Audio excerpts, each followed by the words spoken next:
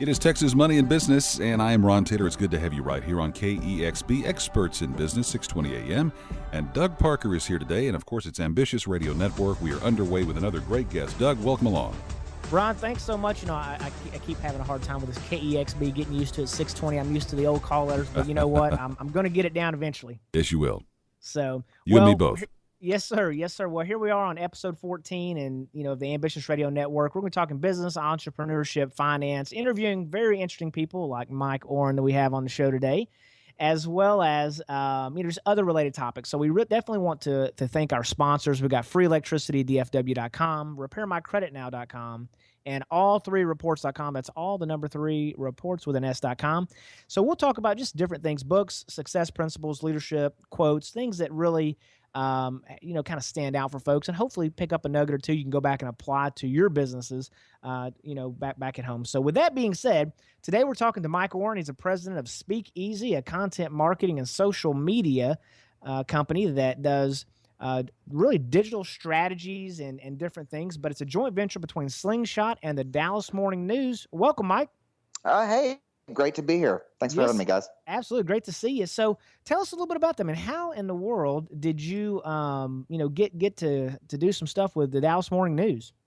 Well, that is a very long and winding story. I guess I would jump back to where I actually started a company to compete with the Dallas Morning News way back in 2004 as a digital-only news site. But they were aware of me, and we bandied back and forth, and we danced around them acquiring us a couple times. And so then many years later, after I'd left and they had acquired Pegasus News, they realized that they wanted to get into this business of doing content marketing and social media. They wanted to work with some folks who knew the agency business, which was the Slingshot folks, but also with people who were more from the publishing mindset than that pure advertising mindset. And I just happened to know everybody involved, so they pulled me in. So the big lesson there is never burn a bridge. Absolutely. It's kind of funny. One of the books that I like a lot, How to Win Friends and Influence People. As you're going through that book, one of the things it talks about is burning the bridges behind you. Now, it's not in the traditional way that we think of it, where you go scorched earth and they would never have you back. But it's more of when you leave a place, letting them know, hey, look, I'm gone. Don't call me back. Don't recruit me, so that you're not, going to the new place always thinking, well, I always got a fallback. I can go over here.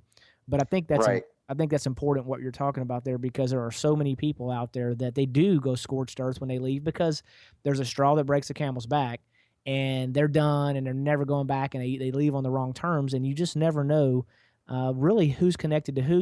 And before we kind of got on the air here, we were talking about a mutual acquaintance that we had that we didn't, neither one of us even knew that the other one knew. And so you never know who knows who in this world, for sure. My wife says it's a small world. I wouldn't want to paint it. Right. Absolutely. I like that quote. I like that a lot. So tell us just a little bit about you in general. I mean, kind of growing up, are you from around this area? You here in Texas, or where'd you grow up? No, I'm originally from Greensboro, North Carolina. Spent my whole childhood there in North Carolina, kind of right between Charlotte and Raleigh. Went to school at Duke University in Durham, North Carolina, and after I'd graduated about a year out, I decided I wanted to go live someplace I'd never been before. Probably stay there 5 years at most, and I moved out to Dallas, and that was 20 years ago. Yeah, once you got here, it's a hard place to leave. I'll tell you, I'm fortunate enough to be from Texas, and I grew up out in East Texas, but I moved to Dallas, quote unquote, to be able to make some money, because it's hard to make it out in the country. But man, I love this area. There's no place like it. It really is home to me, and I thought a couple years ago about moving away, and I just couldn't do it. Partly because so many of my business connections were here, but really just because I love you. You get the amenities of a big city, but it still kind of feels like Mayberry. You don't go anywhere where you don't run into somebody and that's always a good thing. Sure, no, absolutely, and you mentioned Your wife earlier in one of her quotes said it's a small world, but she wouldn't want to paint it, right? Yeah. Okay. All right. I like that a lot. I've never heard that, but I really do like I wrote that down. Yeah, it's So, small, but not that small, right? right, right, absolutely. Well, and one of the things that you had talked about was your favorite book was The Meaning of Marriage by Tim Keller. So, obviously, you mentioned you're married. So, let's just talk a little bit about that. I mean, with business people and entrepreneurs, sometimes it seems to be one dimensional, and there's so many people that I've met over the years that they don't have it all. They sacrifice a lot of stuff, their family, their kids, whatever. And then ultimately what winds up happening is they may be successful in business, but when you really look at them, they're a shell of who they really are. But looks like that's definitely a priority for you. So what was it about that book that you liked? Well, and I would say what you just described is a pretty apt description of me about 5 years ago. And I was unchurched. I was divorced. I had nothing really but business going in my life, and was not in a good place. And the reason I mentioned that Keller book is that Tim Keller has become a big inspiration of mine. I'm actually pretty excited. I'm going to get to meet him next week. But he writes a lot of theology books. But the meaning of marriage is important to me, not just because my wife and I read that together, and she had a similar background as mine, being divorced and kind of business only, but because it just more so even than any of his other books really encapsulated kind of what that balance and what that relationship should be, on all fronts, and not just with your spouse, but with other people too. So that was just very pivotal in our thinking and how we came together. So that's always my first choice now in terms of favorite book. Sure, absolutely. Were there any kind of key walking away points just off the top of your head that you can remember? Well, one of the biggest ones is that if you make your spouse the end all be all, they can never live up to that. They can never, you've set it up so you are both inherently going to be disappointed, and so that means that fundamentally changes what that relationship is supposed to be. And I think a lot of people get into a marriage relationship thinking that they are the end all be all for that person, and vice versa. And we both found that doesn't work. And instead, what you're doing is you're doing things together, but along different paths sometimes. That makes a lot of sense. One of my businesses I'm involved in, they talk about God first, family second, and then everything else is behind that. Yep. And I know what you're talking about. I've seen it where folks try to get their satisfaction from their spouse, and sometimes they can give you satisfaction, but then other times not so much, and it can be a really miserable situation if you don't have it all set up right. So that's really a interesting deal there, and from time to time, when we're talking to guests or just people in general.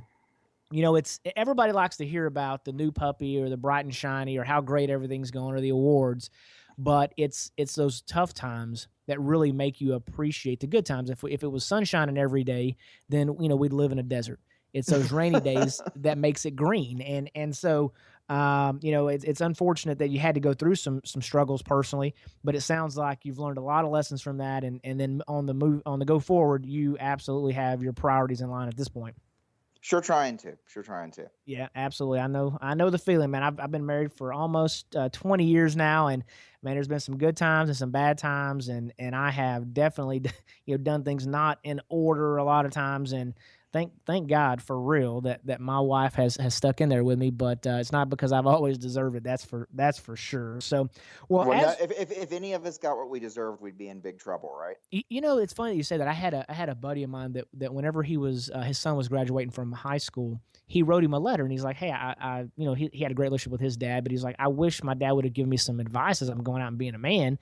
And he had a couple of his close friends review this letter before he gave it to his son, and some of it was just kind of personal stuff that I didn't really know the application. But the one thing that stood out to me was he says that when I was younger, I always felt like I didn't get what I deserved, and the more mature I get, I am so thankful that I don't get what I deserve. And man, I'm gonna tell you what, it stood out to me because I work hard and I do a lot of stuff, and sometimes you think why is this or that happening to me, But really, you don't ever ask yourself that question when things are going well. Most of us, hey, why does this happen to me? Man, whatever I'm doing is just working out. We Right. think It's it's just because because I'm of so us. awesome Right. that Exactly. naturally this success is coming to me. Yeah. Exactly. So, well, that's cool, man. Well, I tell you what, we're gonna wrap up this segment right now. We've got a Facebook page that you can like us on, the Ambitious Radio Network, and we're going to try to keep everything posted and updated on ambitiousradio.com. So if you missed the segment or if you tune in late, you can go back after the show is over and we'll have it uploaded there. We've also got a new podcast that we've got going, so we're excited about that.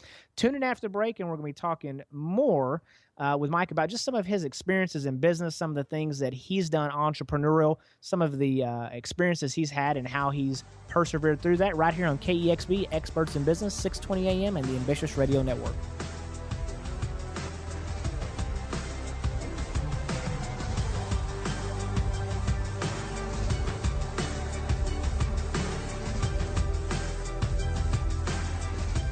And we are back in here on Texas Money and Business, the Ambitious Radio Network, and Doug Parker is here as your host.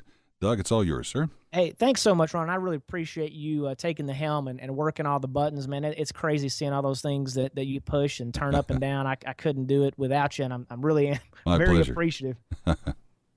It's quite a task to take on, so I'm appreciative of that. So today we've got Mike Orren on the show, and he really has done all kinds of really cool stuff.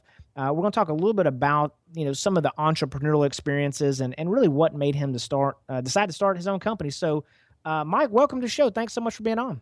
Yeah, thrilled to be here. Yeah, absolutely. We met through a mutual friend that has some radio stations, and we were talking about. I was talking to him about what do we need to do here, Josh? I want some expertise. I want some experience. This is a new venture for me, and I'd love to talk to you about it. He goes, man, I got the guy you need to talk to. He goes, you know what? Matter of fact, you've met him before at the Christian Business Leader thing that we did, and so that was kind of a cool deal. So you're into all kinds of stuff, but let's talk about entrepreneurship right now. Some of the things you've done entrepreneurially over the years. Yeah, I mean, one thing I realized a couple of years ago is if I look back at my career so far, every single company I've worked for, whether it was mine or not, has been a startup or a relaunch or a turnaround. I don't seem to do well with business as usual. So, a lot of different places. I was at D Magazine here in Dallas when it relaunched. It had gone away for a few years. That's D Magazine here. So that's really where I say I got my real life MBA. Never got a real MBA, but I feel like I learned most of what I learned there. Later on, I started my own news site called Pegasus News, and it was an early attempt to do digital-only local news. Went out, raised money for that. Had folks from the Dow Jones Bancroft family involved in that, folks from Hart Hanks, and grew that pretty large and sold it to a group out of Seattle who sold it then to a radio group here in Dallas, and then they resold it to the Dallas Morning News. So that hopped around, and then now I wound up in this venture, Speakeasy, where we're doing a content marketing social media agency. And I'm actually in partnership with the Dallas Morning News and another ad agency here. We're about 3 years into that now. Gotcha. So now on Speakeasy, so you talked about content marketing and some of those kind of things, and for people that are in the advertising world, they probably know exactly what that means. But for the layperson, if you're a business owner and maybe an entrepreneur, what is content marketing? What does that really mean? Yeah, and it's a lot of people think it's the big new thing, and it's really almost the oldest form of marketing. I mean, we're on the radio now, and used to be that you didn't play your 30-second spot. You had the folks on the radio talking about the mattress they slept on last night and why they got a good sleep on it, right? So it's informational content, not necessarily salesy content, that gets a consumer interested, helps them trust your brand, and then ultimately buy. So like for us, the model typically is for, say, a retailer, take a furniture store. We're not necessarily writing about why they're the best furniture store, but we post a blog where they've got information about the latest furniture trends, the styles, sometimes things that are specific to the brand that they want to talk about. Then we use social media to distribute that content. So that that's where you really reach people now, right? Is they may not want to get your email every day. They may not come to your website, but you're going to catch them on Facebook or one of the other social networks. So we manage that for the brands, and then typically we do some kind of digital promotion to help drive business, and that can be a sweepstakes, it can be a digital coupon, it can be a check-in special. But at the end of the day, it's just another form of marketing that's really focused on using digital communities where people are already engaging to get them to do business with you. And then the example I'm giving there is retail, but we're all over the map. We work with some big national brands. We do some B2B. We do restaurants. So it's a very diverse type of client base. Gotcha. Now, is there a certain size business or a certain amount of spend that you need to have every month before it would kind of make sense to do business with a company like yours? Yeah, I mean, we started about a $5,000 a month retainer and go up from there. We have some brands that spend upwards of $1 million with us, and it really just depends on how much you need and the audience that you're trying to reach, and also what stage of the sales funnel folks are in. If you think about, if we're talking about a something like a home warranty, somebody may not even know they want a home warranty. So we're just trying to educate them on what that is, versus, some other types of business, like, a lot of the attractions we work with, like one would be the Dallas Arboretum. It's about, can we get people in on Thursday when they've got an event that, that they've still got tickets to move for. So, it varies depending. Gotcha. Well, that makes perfect sense. Now, let me ask you this. I mean, you mentioned that you kind of like the turnaround or the startup. There's a certain amount of chaos that's created there, and I'm kind of like you. I enjoy the chaos of startup. I really like that. I mean, the monotony of the day to day, like, oh, how much are insurance rates going up and all that kind of stuff. I like, good Lord, give me a break on that.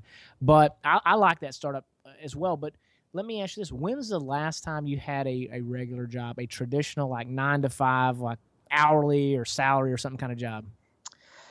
That would be 2003. From about no, take it back, 2004. From 2001 to 2004, I ran a Texas Lawyer, which is a weekly newspaper for the legal market here. That was part of American Lawyer Media, which is a bigger conglomerate and does that all over the country. You think of them as like the business journals for law. So I was running their Texas office then. That was the last time I guess I had what you'd call a straight job. But Yeah. even then, it was a turnaround. It had been one of the better performing papers in the group, and then it had fallen off, and they brought me in specifically to try and pick it up. And you can imagine 2001 was not the best time for the ad market, so we had to do some real creative things. So even though that was a straight job, it still felt like a startup or a turnaround. There was lots of disruption and moving people around and adding new products, and it was a good while before I started thinking of it as a day job. Right. No, that makes perfect sense. It's been since 2003 since I've had an employer, where I had to check in with them, and now my boss is, the employees or the consumers that we're dealing with. But I there's things about that I miss, but there's a lot more that I don't miss about it. Now, what was the impetus between, just actually pulling the trigger and saying, you know what, I am done with that type of environment? Was it like so many where you just have enough one day and somebody says something that just kind of straw that breaks the camel's back, or was it really a strategic move that you had planned it all out and here's what I'm going to go do now? It was more about the product I wanted to launch. I was finding myself back. I'm a newspaper junkie, and back around that time, the early days of heavy online news and that kind of thing. Really seeing that the print papers weren't taking advantage of that, and if anything were shying away from it, and seeing that as being where the opportunity went, and seeing it not just as a how you consume news play, but really fundamentally about what kind of advertising you get to people, and really thinking through what could I find out about somebody at a local level to customize their advertising. So how today when you look at something on a website and you're shopping, and all of a sudden an ad for that very product starts following you all around the internet. Well, that sounds like science fiction back in 2004, and that's what I believe we could do. So for me, it was much more about the opportunity, and that I saw a space in the marketplace where I had some knowledge and could bring it to bear. That the American Lawyer Media, who I worked for, was a great company, still is, and the fellow who was the CEO there, who was my boss, is still a good friend of mine to this day. And I guess if I had to work for somebody, he'd be one that I'd pick. But it was very much, where's the media world going, and thinking that we could take it to a different place. Gotcha. Well, let me ask you this: would if you could go back to the Mike of 10 years ago and tell yourself something, what would it be? I could, what I would probably bore him to death, because I'd be telling him so much stuff that he would be just getting fidgety and wanting to go actually do something. I think I would start by saying that what you're doing right now is not the end all be all of your career, and it's not what you're going to be ultimately judged on, and it's not the only job ever. I got kind of maniacal on that startup. Working 20-hour days and expecting everybody else around me to do the same. And probably, we stretched really for a long time when we had very little capital. And, one of my investors would call us the cockroaches of local media, because you couldn't kill us. And eventually I realized, well, no, maybe it was that we were just too dumb to quit when we were beat. So I think definitely taking the pedal off a little bit and having some perspective would be the first thing that I would counsel myself on back then. Yeah, I think that's real good. I think you had talked about something, don't hold on so tightly. And, one of the things that makes entrepreneurs successful is they get out there, they take risks, they make things happen. Right. But they take control, and there's some good to that. But some of the things that make you the best can be some of your biggest handicaps as well if you're not careful. So that working, there's a balance between somewhere between about 8 hours a day of work and 20 that's probably right. Right. And I don't know that eight. Go ahead. And I think it also ties to having a level of patience too, right? Not just with yourself, but with your people, and even with your concept. I mean, there's a lot of people talk about trying to be on the leading edge, and that can quickly trip into being on the bleeding edge, where you're out there a little too far. And I think with Pegasus, that's where we were. The things that we were doing back then, had we started that 5 years later, we probably would have been right in the middle of the fairway. But instead, we were so early that people didn't even really necessarily understand what it was we were selling. And we weren't able to articulate that. It wasn't that people were dumb. It was that we weren't able to articulate that because they'd never seen it before.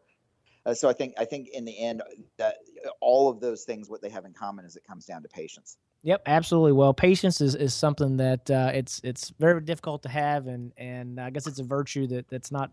It's big on my list. I'm just not very good at it. So anyway, well, hey, we're wrapping up on this segment. Today we've got Mike Orren with Speak Easy with us, and what a story he's got. We're going to hear more about some of his successes, some of the things he's done in business, and then also outside of business, right here on KEXB, Experts in Business, 620 AM, and the Ambitious Radio Network.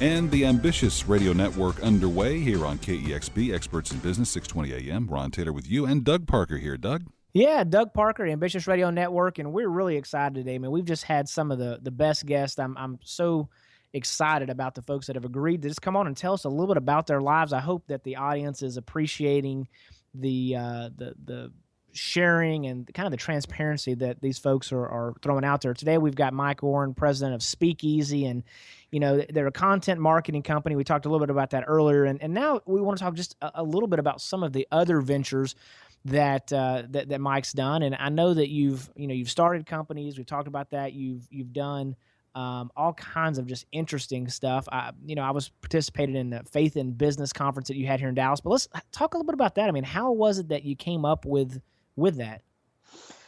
I didn't come up with it so much as that it found me. It started when our pastor, I go to Munger Place Church here in Dallas, and our pastor took me out to see a simulcast of the Willow Creek Global Leadership Conference, which if you've never seen, it's pretty cool. They have people like Bill Clinton, Carly Fiorina. They're not all politicians. A lot of business folks. They had the head of GE, and they're talking about very specific business issues with a little bit of a faith-based twist to it. And I asked him why he brought me, and he said, "Well, I'd really like to see there's such a separation between business life and church life, and I want the young people in our church to look at people who are business leaders and kind of connect those dots." And that left me thinking. And then, I had a couple experiences in my own work that made me question sort of how the right balance of faith and business playing, and really what the role of living your faith in the workplace is. A big one was that I do these sort of regular lunches and coffees with our junior staff that I don't get to work with a lot, just to talk with them about their career goals and how I can help them get there, and what they like and don't like, and what we can be doing better. And I had this fellow just cut me off and say, "Hey, I'm not really interested in talking about that today. I want to talk about your church and where you go, and I feel like I'm where you were about 5 years ago, and I'd really like your advice on that." And we are a secular business, and that just shocked me. And I thought, wow, I don't know how he even knew to ask that question. So I've got this tight group of guys, and you were mentioning your buddy Josh, who's one of them. That's We're kind of more than a Bible study. We're really like a band of brothers. And so I took it to them, and they all have the same struggle in different ways, trying to figure out how all that connects. So being entrepreneurs, we decided, well, let's put on a conference and get some people together to talk about it. Yeah, I tell you what, it was quite an event, and I think you guys had like the CEO of J.C. Penney there. Yeah. We had Mike Ullman, he was right as he was leaving as CEO. He was handing over the reins to the fella from Home Depot, who had just joined, and so it was probably one of his last talks as the CEO, and really amazingly transparent and great. And we got really lucky. The only reason I knew to invite him was, it all comes back to Tim Keller. When you talked about Tim Keller books, Keller wrote a book called Every Good Endeavor, that is about how your religious life and your work life sync up and reconcile. And he just, in passing, in one chapter of the book, mentioned Mike as somebody who was very avid in that area. So we tracked him down, knew he was here in town, and fortunately he agreed to do it. Man, that is unbelievable. It's cool that, when you reach out to folks, very very few times have I reached out to someone and then they tell me, no, we won't come do something or whatever the case is. And so that's a really a great deal. So let me ask you this. I mean, with all the things you've done, tell me about maybe one of the things you're most proud of. I know that the faith and business is a big deal. But what other things have you done and something that you're just really proud of? I really am proud of the Pegasus News adventure, in that a lot of the things that seem very commonplace now that were crazy in 2000 started with what we were doing. I mean, we were one of the first ones to have comments on a news website, and we moderated them really well. We were one of the first ones to do truly what they call hyper local news, where, I mean, we would run a breaking news alert as though a new president had been elected when somebody's dog was missing, and target it so you would only see that in certain neighborhoods. We were the first news site to ever run individually targeted advertising. So, we did a lot, and I had an amazing team that hung together even when we didn't always have money. There was one spot where I think we went about 4 months without making payroll, and we made everybody whole afterwards.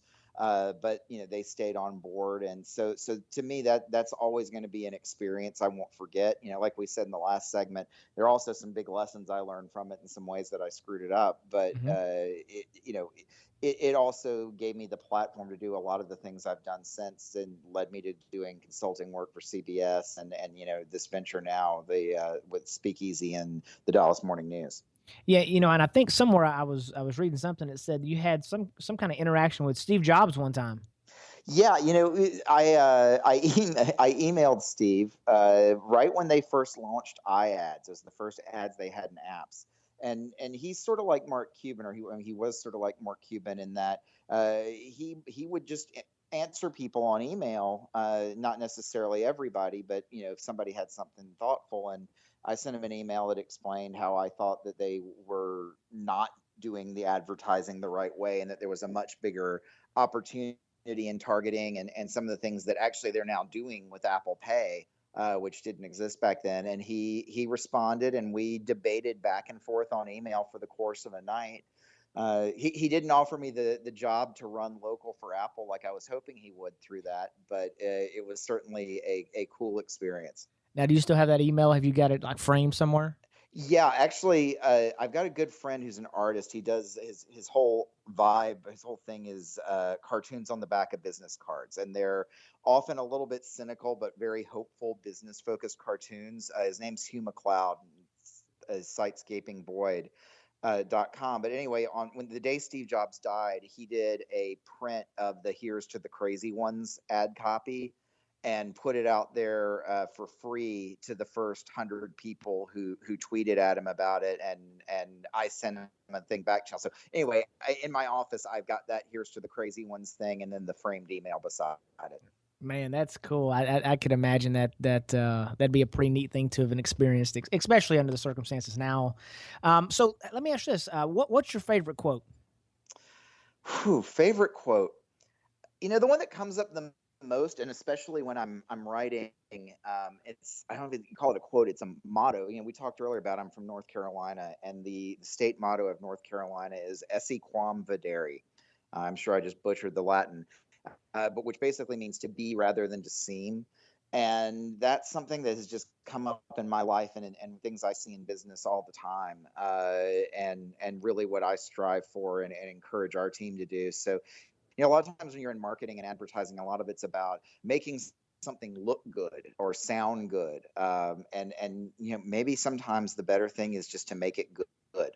When I had my consultancy, I called it "Just Be Amazing," because I found that the advice I was giving clients when they came to me for marketing help was quite often about let's not market our way out of this problem. Let's fix the problem with the product or service or what have you. So that's something that's always stuck with me for many years. Probably just because my grandmother had a coaster on the table that had that state seal on it, and it was always there staring at me.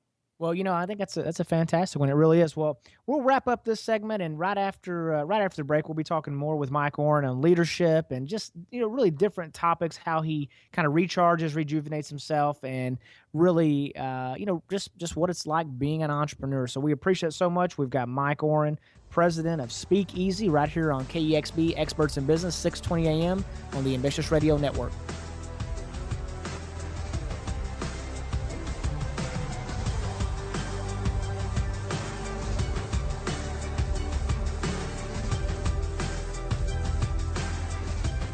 Back in on the show here, Texas Money and Business here on KEXB, Experts in Business, 620 a.m. Doug Parker's here with Ambitious Radio Network. Doug?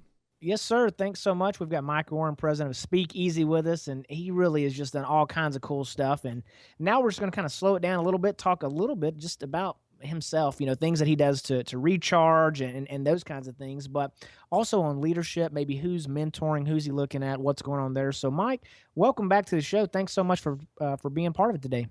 Thank you. Yeah, thank you for having me here. Absolutely. We got a real professional. I know you're around all kinds of media and stuff, and here I am, just a little Doug Parker trying to make something happen. But anyway. You sound like you've been doing this for a while. I wouldn't sell yourself short. Well, I appreciate that. Thanks so much. So, when it comes to mentoring, are there folks that I know you talked about in the last segment, there were some folks that seemed like you were doing some mentoring too, but who's investing in you? I don't have somebody right now that I really have going in a mentor role. I'm doing more mentoring myself, although I mentioned earlier this kind of band of brothers that I have, and we're all we all run businesses of some ilk, and we're all there for each other, and we talk a lot about, I think the phrase we use a lot is steel sharpening steel. So it's more like we hold each other accountable, and I may be mentoring one of them on something one day, and they're bailing me out and mentoring me the next. So that's really where I get most of that from. I'll tell you what, it's really interesting. I can see kind of the fingerprints of on you of different biblical quotes and different things. One of my favorite ones is Proverbs 13:20. He who walks with the wise will become wise, but the companion of fools will suffer harm. So you Yeah. surround yourself, like you said, by your band of brothers, and hey, they're wise. They invest in you. You become wise. But you always gotta be careful about those fools too, because it'll harm you. Right. Well, it's funny you mentioned Proverbs because we call our group 28:1 for Proverbs 28:1, which is the wicked man flees though no one pursues, but the righteous man is bold as a lion. And that's what we try and instill in each other. Man, that is fantastic. I'm glad you shared that with us. That's really great. So, kind of on a softer, just kind of a little goofier note, do you have a favorite movie you like? Anything you do to recharge? Well, I watch a lot of movies because my wife is in the film business. Okay. She works for a film distributor based out of Plano, Texas. So I see a lot of movies and see them a year before they come out sometimes. And they do a lot of indie film in America, but they also do a lot of Asian import films. So any kung fu you've ever seen comes from them. So I told my wife that I knew when we got married I was signing on for a life of subtitles. That said, I am a movie junkie. My favorite movie all time, and I'm going to sound like a real old timer, is called A Face in the Crowd. And not a lot of people have seen it. It was a movie with Andy Griffith before the Andy Griffith Show. And it's super powerful. It's an allegory about media that works today just as much as then. A lot of people talk about Network as being that pivotal movie in the 70s, and it's a great movie, but go watch A Face in the Crowd and you'll be a lot less impressed with Network, because they were hitting the same themes and the same vibe 30 years in advance. It's a really great film. Cool. I have to check that out. So, what do you do to recharge? Because I can tell you are wound up and you're always making it happen. Yeah, a lot of it's really about just my wife and I finding downtime around the house. But I'm a music junkie. I listen to all kinds of music, and I have a couple 100,000 songs in my iTunes library. Go to a lot of concerts, and that's really what energizes me and picks me up. It's funny. Like my wife, if she gets in the car on a long ride, she wants to hear an audiobook. For me, that my mind drifts too much, so I go straight to music. And when I'm down and kind of low energy, I'll get out of the office and go walk a little bit with my headphones on and just kind of get pumped back up. Cool. That makes sense. That makes sense. Now, I know that you like to go to the beach. Is there a favorite beach that you've got somewhere around the world? It's almost any beach. If it's got sand and surf, I'm a happy guy. That's one thing I probably miss most about North Carolina is never being more than a couple hours from the beach in the mountains. So no, it's wherever we get the opportunity. I really enjoyed. We were in Barcelona a couple years ago for our honeymoon, and the beaches around there are probably the most beautiful I've seen. Really, that's cool. I'm gonna have to check Yeah. that out sometime. I've never been to Europe, but that's on my list. Our 20-year anniversary is coming up. My wife's been hitting me up for a trip over to that part of the world, so we'll see how that works out. Yeah, you got to do that. Yeah, absolutely. Well, cool. So now, when it comes to rest, you talked about earlier there was a time where you were working 20 hours a day, so that didn't leave much time for downtime. But it sounds like you've kind of reeled it back in and gotten your arms around it. But truly sleeping, so many people they either sleep deprived or something's going on. There's all these studies that talks about how your brain drains off bad stuff when you're asleep or whatever. But what kind of sleep do you get tonight? I've always needed a lot of sleep, and that's why the time when I wasn't getting it was so rough. And it's a little hard too. I've gotten better with it from some of the therapies, but I've got sleep apnea, so I think that's another reason why it takes me a little more sleep to make it. So I shoot for 8 hours a night. I generally get at least 7. My biggest struggle is if I wake up at that 4 o'clock in the morning hour and give my brain enough time to kick in, I'm done. I can't go back down. So I've had to come up with a lot of brain games to keep myself from thinking too much if I wake up in the middle of the night. It's funny you say that. At some point, I've always needed a lot of sleep as well, but at some point I got where I was waking up at like 3:30 or 4 every morning, and then my brain started moving, and then it was like I can't go to sleep.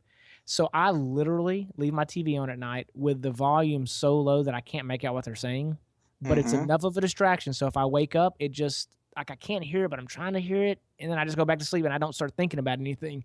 Yep. So No, it's it's a it's it's creating white noise for yourself. I used to do that with music, but my wife doesn't. isn't able to do that because then her mind starts trying to follow the lyrics and it'll keep her awake. So we've compromised, and I have an air oxidizer purifier by the bed that creates some white noise and tries to keep me. I mean, isn't that the problem when you're an entrepreneur? You've got so many thoughts and ideas that engage you. They can also keep you awake. Yeah, absolutely. Well, and here's the crazy thing. I literally will have a thought driving down the road. If I don't write it down or text myself or something, I may not have it again ever, or it might be 2 years from now when I have it again. Yep. And so you have to just kind of strike while the iron's hot, because I have stuff popping in my head nonstop. So that's good stuff. So when it comes to a work life balance, I hear people talk all the time that there's no, some people there is a difference, but there's not a difference. It's all life. The work is just part of it. But how do you kind of reconcile that on a day-to-day basis?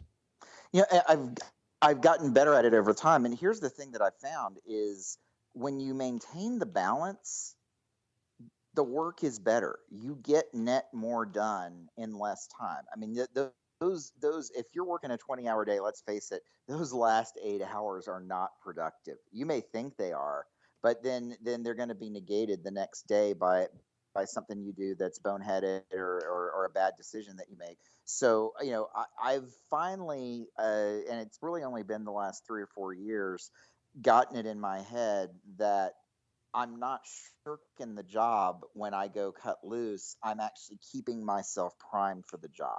And you hear that, and you hear that when you're young and you don't believe it. And I think I just had to be forced to see it. And then once I was, I've gotten very clear about that. And I mean, whether that's getting to bed on time or not saying yes to every event or engagement that comes up where you might possibly meet somebody, that can help you in business, you've got to keep those priorities in order, both for the balance and for the good of the business. Gotcha. No, that makes perfect sense. So tell me a little bit of what are you working on now, other than Speak Easy, that's just kind of the next thing that's floating around in your brain. Well, I guess, tied to Speakeasy, we've got a larger ecosystem now of marketing companies that the Dallas Morning News has bought, and I'm spending a lot of time figuring out how to build the synergies between those. So they've got an SEO, SEM company that does Google search stuff. They've got a marketing automation company, and we're trying to figure out how to put all those together. So that's what I'm thinking about on the business front. And then kind of personally, I'm spending a lot of time now through that Faith in Business conference that you mentioned in the earlier segment. I've gotten involved with this national group called Movement Day, and it's tied to Tim Keller's ministries in New York and a fellow named Matt Peer who works with him. And it's really about getting together in cities, all the groups that are working on the city's 4 or 5 biggest problems, and strangely, you find that those groups don't know each other a lot of times. There may be 50 organizations in Dallas that are working on human trafficking and trying to prevent that, and half of them don't know each other. So it's more than a day, despite what the name says, where they get everybody together, but then it kind of becomes the connective tissue for the good of the city. So they started that in New York. Dallas was the second city, and now they're moving towards doing that in 100 cities worldwide. But the big conference in New York is next week, so my wife and I are going up there for that. I'm going to do some business while I'm there too, but really working with them to find out how we can make that